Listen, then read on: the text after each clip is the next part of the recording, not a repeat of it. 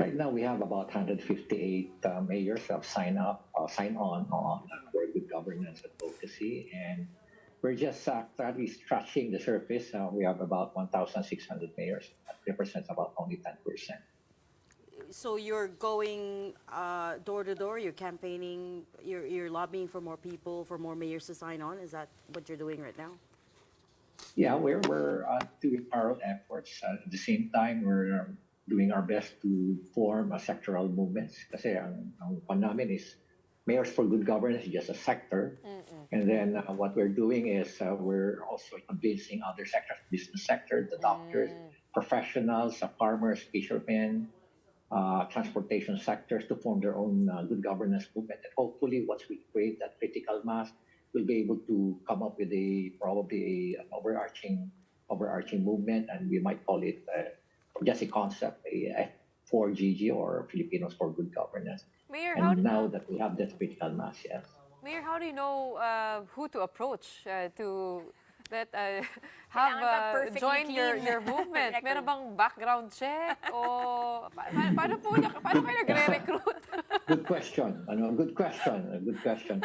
In fact, we're getting also a lot of feedbacks coming from other citizens that bakit ito tinanggap mo? Bakit tinanggap nyo? Yeah, ang presumption natin dyan is, there's a lot of good things about people. Yan ang presumption namin dyan eh. People change. And we just can simply turn them away. But now, we're working on a filtering process na rin para at least hindi kami maging deodorant lang. All right. So sinong ayaw? Who doesn't want to sign on? Tell us. Marami. Hindi ko na siguro babanggit. Why not? Maraming hesitant. What are the For some reason, probably they're not comfortable, giving up their special perks and privileges, or they're not yet sold out, probably with the concept of good governance, or probably a lot of them are not yet aware that there's this good governance movement. Well, we're gaining traction. That's the big difference. And besides, probably a lot of our mayors now have that moral ascendancy to lead the campaign. Second is we're aggressive, we're persistent, and we're gaining, as I've said, we're gaining traction, and we're getting a lot of attention from big business groups and associations. We're getting a lot of support from CSOs, civil society organizations. What exactly are you having them give up here? Alam mo, we can only briefly describe it as acronym ng MAP. MAP means Masarap ang pera. Alam mo, sometimes we have very idealistic political leaders when they start, assuming their positions, they have all this idealism.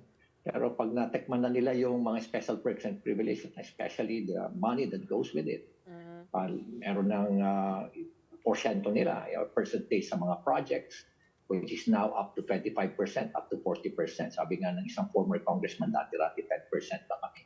Umabot na ng 25 to 40%. Hindi pa sila nagsawa niyan. Sila na rin yung contractor, sila pa yung supplier. So makikita mo talaga na, sabi ko nga sa inyo, it's something pervasive, and are we not going to speak up? Tatahimik na lang tayo. And that's the reason why we formed this Mayors for Good Governance, para merong magsalita. Kailangan harapin na natin, head-on, talagang kailangan i-resolve natin itong problema na ito. Napakalagi sa clear and present danger. In fact, we consider it as a threat to national security. So that's the bottom line. That's the money is what they don't want to give up, is what you're saying.